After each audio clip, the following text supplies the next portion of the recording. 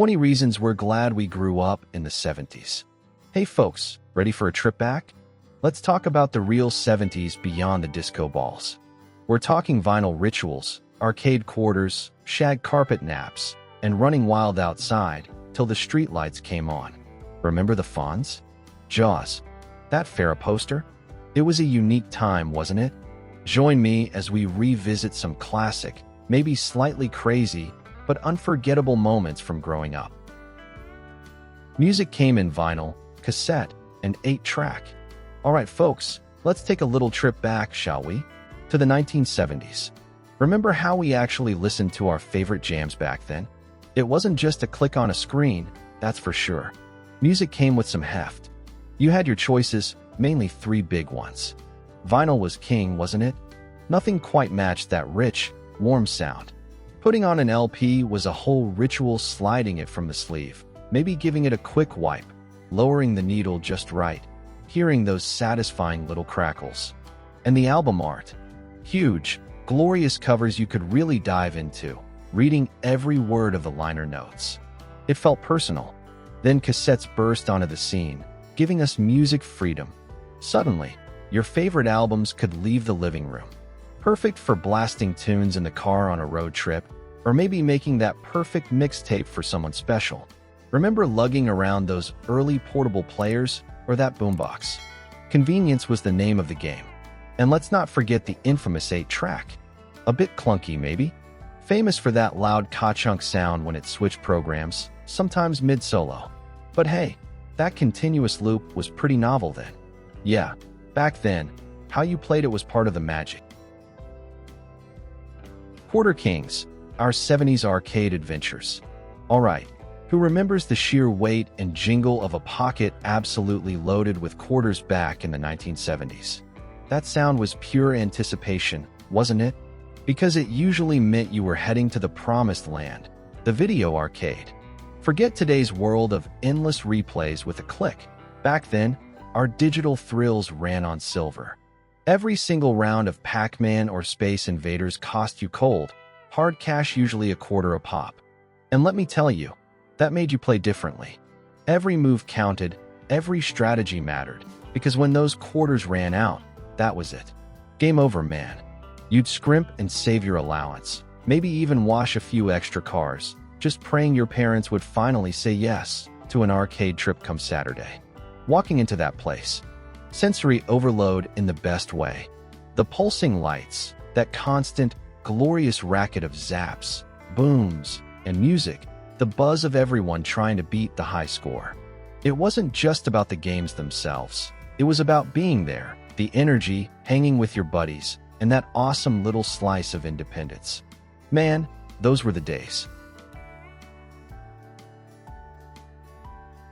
School lunches had a flexible definition of healthy. Alright, let's talk about something we can probably all relate to, school lunch. Specifically, school lunch back in the groovy 1970s. Now, the word healthy got thrown around, but let's be honest, it had a flexible meaning back then, didn't it? I mean, picture a typical cafeteria tray from, say, 1974. What was considered brain food could easily be a chili burger piled high, or maybe some oven-fried chicken extra crispy, of course. You'd definitely find a scoop of glistening buttered corn alongside it. And for dessert? That ever-present, wobbly square of fruit gelatin, probably lime or cherry. Balanced nutrition wasn't exactly the top priority. It was more about getting something hearty and affordable onto those trays to fill us up. Thinking back, it's kind of amazing we didn't all just nap through fifth period after those carb-loaded midday meals. But hey, there was a real comfort factor, wasn't there?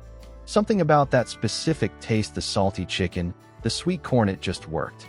It might not pass today's health inspections, but those lunches definitely made the school day a little brighter and honestly, pretty darn tasty. Fred Rogers, a calmer voice in a sometimes crazy world. You know, when you think back to the 1970s, amidst all the bell-bottoms and big changes, there was this incredibly steady, gentle presence on our TV screens, Fred Rogers. It's easy to forget just how much Mr. Rogers' neighborhood meant back then. Sure, We didn't have hundreds of channels, but his show wasn't popular just by default. It was special. That opening song, right? Won't You Be My Neighbor? Just hearing it felt like someone wrapping a warm blanket around you.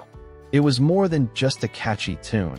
It was this direct invitation into a space where you felt okay, where things made sense. Fred Rogers had this almost magical ability to look right through the camera and connect. His voice never rushed. His smile was always genuine, and he created this pocket of calm that just felt safe. He wasn't afraid to touch on things that might worry a kid's fears, feeling different, the confusing parts of growing up. But he did it with such empathy, making you feel heard and brave. He taught us simple, profound things. Be kind, understand others, it's okay to be you. In a time before the constant buzz of today, Mr. Rogers offered a quiet reassurance that stuck. That feeling of trust? It's why we still remember him so fondly. One move to rule the 70s dance floor, the bump. Alright, let's talk dancing in the 70s. Forget needing a degree in choreography. Back then, if you could master one specific move, you were golden on the dance floor. I'm talking, of course, about the bump. Remember that? Its sheer genius was its simplicity. Find someone nearby, get the rhythm, and bump hips. Seriously, that was the main event. But don't let the simplicity fool you. The fun factor was off the charts. It wasn't about technical skill. It was all about the shared energy, the laughter, being part of the groove. It felt a little bit cheeky, didn't it? Like a playful secret everyone was in on. Cue up some KC and the Sunshine Band, maybe Shake Your Booty, and you'd see couples and strangers just bumping along, perfectly in sync. And the best part? It was so easy. You could keep it going all night without breaking too much of a sweat. Pure, unadulterated 70s fun. Thinking about the music, the games, the vibe back then. What's another one of those uniquely 70s things, simple as it might be, that just instantly takes you back? Star Wars in 77. Walking in blind, walking out changed. Okay, think back to 1977. If you were around and went to the movies, chances are you experienced something pretty seismic, seeing Star Wars for the very first time. And here's the wild part, especially compared to nowadays, we walked in cold. No internet spoilers, no endless trailers drumming up hype for months, no older cousins whispering about the plot twists. Honestly, we had zero idea what we were in for. The names Luke Skywalker, Han Solo, Darth Vader. They meant absolutely nothing to us yet. Just names on a screen we hadn't seen. Then the lights went down. That opening text scroll. That absolutely massive Star Destroyer seemingly going on forever across the screen. The roar of those TIE fighters. The first time you saw a lightsaber ignite with that iconic hum? It wasn't just watching a movie. It felt like discovering a whole new universe, totally unfiltered. There was no checklist of iconic scenes to watch for, just pure, jaw-dropping wonder, moment by moment. We walked out of that theater buzzing, didn't we? Maybe a little stunned, definitely changed. It wasn't just entertainment. It felt like this huge, shared secret that kicked our collective imagination into hyperspace. Remember when junk mail was just junk? Think about getting the mail back in the 70s. You'd grab that stack from the mailbox bills, maybe a postcard, and always a healthy dose of what we called junk mail. But here's the thing. Opening it felt completely different than hovering your mouse over a suspicious email today. There was zero digital fear involved, right? Worst case scenario, you'd unfold some slick flyer trying to sell you vinyl siding, or maybe one of those classic chain letters. You know the ones, send this to 10 friends or face 7 years of bad luck. Mostly, you just rolled your eyes and tossed it, maybe chuckled a bit. Perhaps you got tempted by a publisher's clearinghouse envelope promising millions, with those sheets of stamps you had to lick. The point is, it was just paper. Annoying sometimes? Sure. A bit wasteful? Probably. But dangerous? Not in the way we think now. No hidden viruses waiting to steal your identity. No phishing scams lurking behind a weird logo. It was just junk. You could rip it open out of pure curiosity without worrying your life was about to implode. Simpler times, huh? The phone cord shuffle, our 70s quest for privacy. Remember wanting to have a real, private conversation on the phone back in the 70s? It wasn't as simple as pocketing a device and walking away. No sir, we were tethered. Usually to that one rotary phone, often bolted firmly to the kitchen wall, the absolute busiest spot in the house.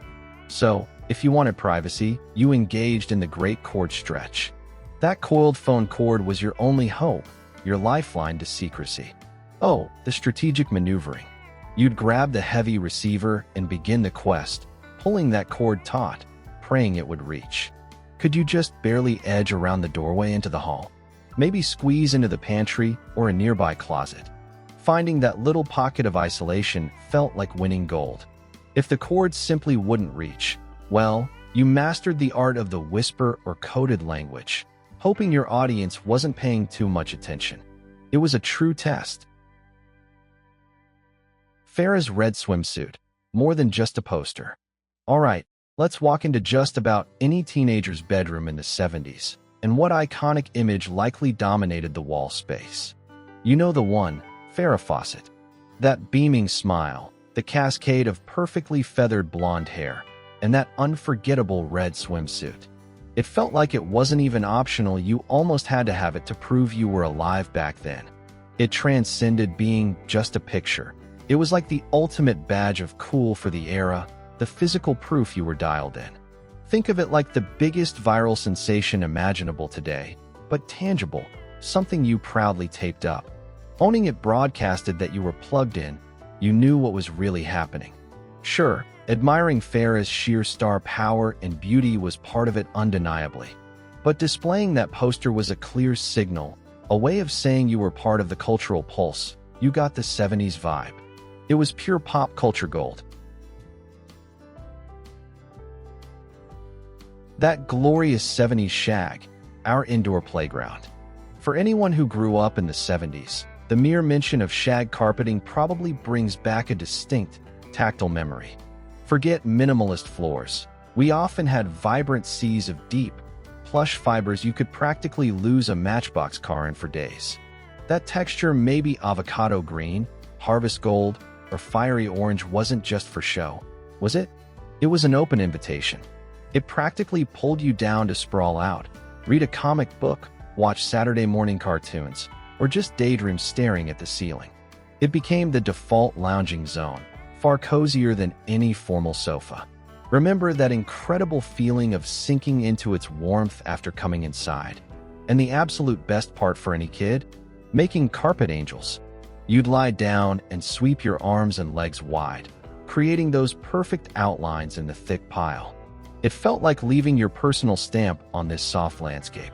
That carpet was way more than just flooring. It was our indoor playground, the world's best nap spot, and pure, deep comfort, a key part of that uniquely cozy, laid-back 70s home feeling. Summer of '75, when Jaws owned the water and our nerves. All right, let's dive back to the summer of 1975. One movie absolutely dominated everything, Jaws. Remember the buzz? It wasn't just a film. It was an event that tapped into something primal. What Spielberg did so brilliantly wasn't showing us a monster constantly, quite the opposite. We barely glimpsed the shark until near the end. Instead, he played our nerves like a violin. It was all about the suspense, that slow build, making our own imaginations the real monster. And that music, dun-dun, dun-dun, just two notes, but they became the universal sound of approaching dread. Suddenly, the ocean wasn't just waves and sand.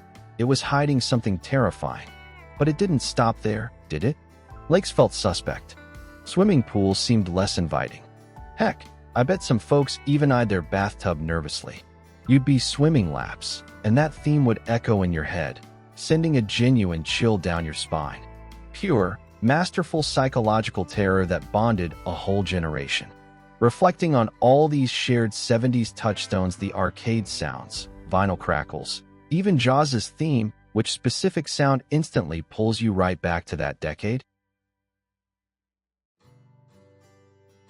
Roaming free, the unsupervised bliss of 70s childhood. Remember hearing those magic words back in the 70s? Go outside and play. Just be home for dinner. Or maybe, when the streetlights come on. That was pretty much the extent of parental guidance for outdoor time. There were no frantic texts asking where you were, no tracking apps, just an implied trust and a whole lot of open-ended freedom. It didn't matter if you were in a packed suburb or out in the country. The world outside your door was yours to explore. We became masters of our own small universes. Sidewalks turned into racetracks, local woods became uncharted jungles for building forts, and bikes gave us the range to discover neighborhood secrets blocks away. You rounded up whoever was around, invented games on the fly, maybe scraped a knee, learned to negotiate kid politics, all without an adult hovering nearby. That feeling of independence, of figuring things out alongside your friends with zero grown-up interference until dusk, it was powerful, maybe even a little bit wild by today's standards, but it felt completely normal and incredibly liberating back then. Bare heads and banana seats, freewheeling in the 70s. Remember grabbing your trusty bike back in the 70s? Maybe it was a Schwinn Stingray with that slick banana seat, maybe just a hand-me-down with high-rise handlebars. The one accessory it almost certainly didn't come with was a helmet. Honestly, helmets back then, they just weren't really a thing for kids cruising the neighborhood. If you actually rolled up wearing one, you'd likely face some serious teasing. It was practically an admission you couldn't handle your ride, or worse, that your mom made you wear the ultimate playground shame. The whole vibe was about feeling the wind whip through your hair, the pure, unadulterated freedom of those two wheels. We weren't exactly weighing the risks. We were too busy channeling our inner evil Knievel, maybe launching off rickety plywood ramps or speeding down the steepest hill we could find. Wipeouts. Oh yeah, they happened. Skin knees and elbows were practically a summer uniform. Maybe even something to compare with friends later. Those spills weren't seen as major safety incidents. They were just proof you were really riding. Part of the glorious, slightly reckless thrill of pushing limits and exploring on your own terms. Sacred Airtime, the Saturday morning cartoon ritual. There was a specific kind of quiet anticipation in a 70s household early on a Saturday morning, wasn't there? Before the day got busy, there was this protected window, maybe fueled by a bowl of Captain Crunch or Lucky Charms, dedicated solely to cartoons. Forget today's world of endless streaming options anytime, anywhere. Back then, Saturday morning was it. You had one shot, one specific time slot, to catch your favorites. Whether it was the antics of Bugs Bunny or the mysteries of Scooby-Doo, you had to be planted in front of that television set, tuned to the right channel, right on time. There was no DVR, no watch later. If you overslept or dawdled too long, you simply missed out, plain and simple. And that scarcity? That's what made it feel so special, almost like a weekly holiday. You savored every joke, every crazy plot twist, because you knew this precious block of animated joy wouldn't last. It demanded your full attention, and we happily gave it. Tiger Beat, our glossy guide to 70s Dreamland. Remember frantically scanning the magazine racks back in the 70s, looking for that burst of bright color and those familiar smiling faces? Getting your hands on the latest Tiger Beat felt like uncovering secret treasures. This wasn't just a magazine. It was the absolute center of our pop culture universe, the pipeline straight to heartthrobs like Sean Cassidy, David Cassidy, maybe Parker Stevenson. Now, were those breathless headlines and exclusive chats about their favorite pizza topping entirely, shall we say, factual? Deep down, maybe we suspected a little publicist magic was involved in crafting those perfect images. But honestly, who cared? We eagerly soaked up every word. This was the real news as far as we were concerned. Forget the serious stuff adults talked about. We needed the scoop on who was dreamy, who might be dating whom, and whose pull-out poster would next grace our bedroom walls. Tiger Beat served up pure fantasy, A bubblegum world where teen idols reigned supreme, and we happily bought season passes. Thinking about those glossy pages, who was the one 70s teen idol you absolutely plastered your walls with? Pet rocks, our smooth, silent 70s companions. Can you actually wrap your head around this? In the thick of the 1970s, one of the absolute hottest fads involved having a rock as a pet. I'm not kidding. And we didn't just grab one from the garden path. Oh no, people walked into stores and handed over actual cash for an official pet rock, often presented in a little cardboard carrier with air holes, complete with a witty care manual. It was sheer marketing brilliance meeting peak 70s quirkiness. And what did we do with these geological wonders? We gave them names, of course. Maybe you had a Rocky or a Pebbles. We'd carry them in pockets, set them proudly on desks, maybe even confide in them. They offered zero affection, shocking. I know, but we embraced the gag. The true genius wasn't the rock itself. You could find those anywhere for free. It was the concept, the shared joke, the novelty of owning this perfectly behaved, utterly silent, incredibly low-maintenance companion. What a perfectly strange and memorable moment in time. Knowledge nuggets, 70s style, Schoolhouse rock. Those short, animated bursts between Saturday morning cartoons in the 70s? That was Schoolhouse rock, and honestly, it felt like finding educational gold. It was learning disguised as pure entertainment. Suddenly, you'd be humming catchy tunes about how a bill becomes a law. I'm just a bill. Or the precise job of a conjunction, thanks. Conjunction junction. Still got that one stuck in my head. These weren't dry classroom lectures. They were incredibly memorable songs paired with groovy animation that somehow just burrowed into your brain. Grammar rules, multiplication tables, science facts, American history, they slipped it all in while we were just enjoying the show. Who knew learning nouns or understanding the preamble could actually be that much fun? Those little musical lessons were pure genius. SNL, our forbidden late-night laughs. Remember hearing that iconic opening? Live from New York, it's Saturday night. Drift down the hall late on a Saturday in the 70s?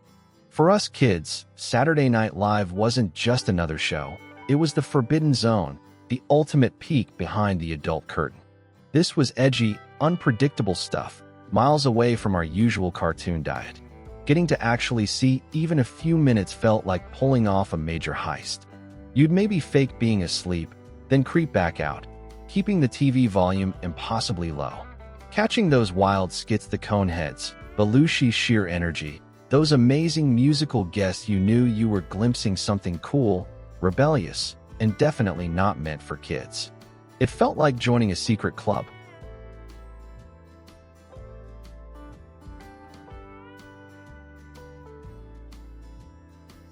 The station wagon way back, 70s road trip reality.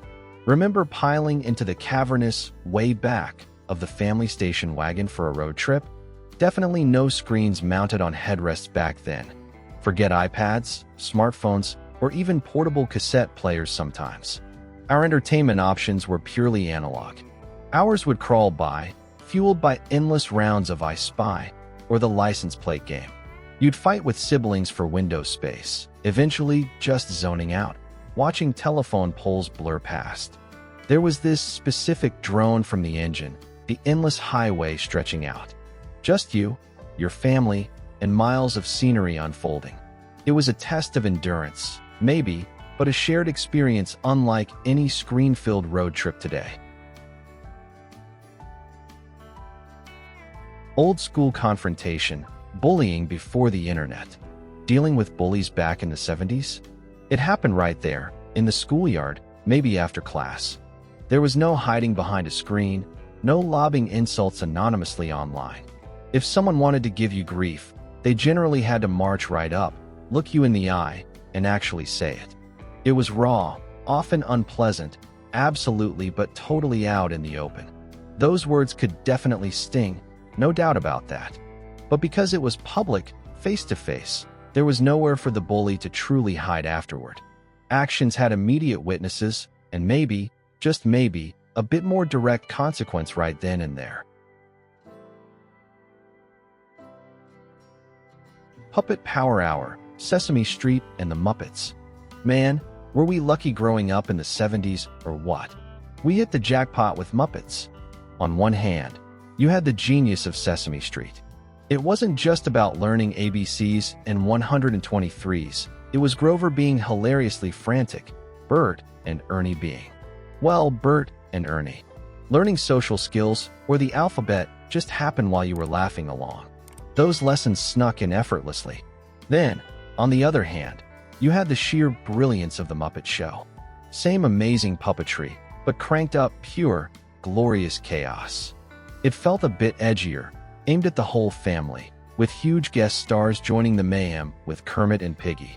Kermit became this massive celebrity, cool for kids, yet genuinely witty for adults. Having both? Unbeatable TV. The Fonz, defining 70s cool. Just hearing that syllable instantly conjures up one image, doesn't it? The undisputed king of 70s television cool, Arthur Fonzarelli, the Fonz. On Happy Days, Henry Winkler didn't just play a character. He created an icon that seemed impossibly smooth. That signature black leather jacket, the meticulously combed hair, the thumbs-up gesture, it was a uniform of pure, undeniable swagger that permeated pop culture. But the Fonz's cool ran deeper than just his look or his famous catchphrase. Remember how he could seemingly command machinery, like fixing Arnold's jukebox with a perfectly placed fist bump? Or how he navigated tricky situations with this calm, almost magical self-assurance that just worked. He possessed this quiet authority that everyone, from Richie Cunningham to grown-ups watching at home, respected. He had a knack for doing the right thing while simultaneously being the ultimate rebel heartthrob. He made navigating the world look completely effortless, a level of inherent cool that felt both totally aspirational and utterly unattainable for the rest of us mere mortals watching from our living rooms. The Fonz wasn't just on TV, he practically was the 70s definition of cool.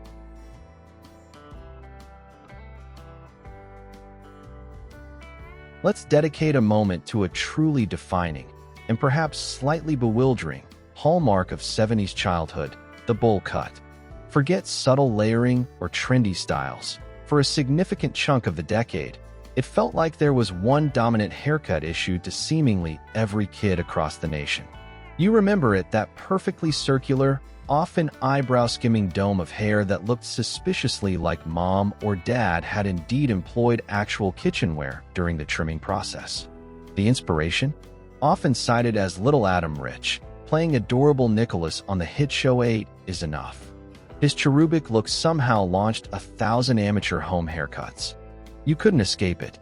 Walking through parks, lining up for school pictures, running around suburban cul-de-sacs, battalions of kids, sporting variations on the theme. What's fascinating is how it transcended social lines. It wasn't a marker of wealth or coolness in the usual sense, just the standard kid look. Now, do photos from that era make us wince, just a little? Absolutely. It seems almost comically simple, maybe even unflattering by today's standards. But here's the kicker. Back then, it felt completely normal, even desirable. It signified clean-cut kiddom. That ubiquitous, slightly goofy hairstyle is forever baked into the nostalgic casserole of the 1970s.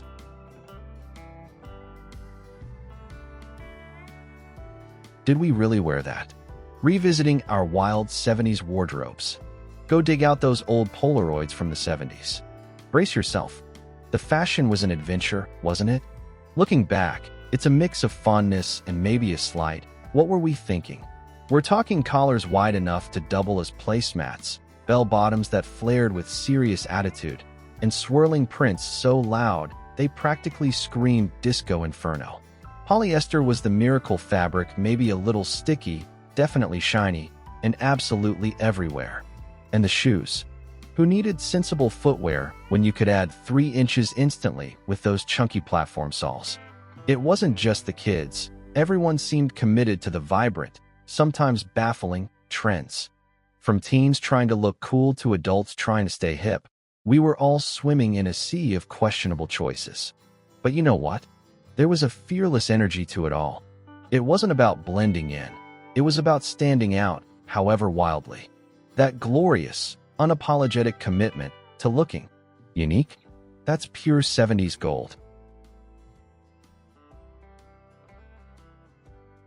So, there you have it, a little tour through some classic 70s moments. How'd we do?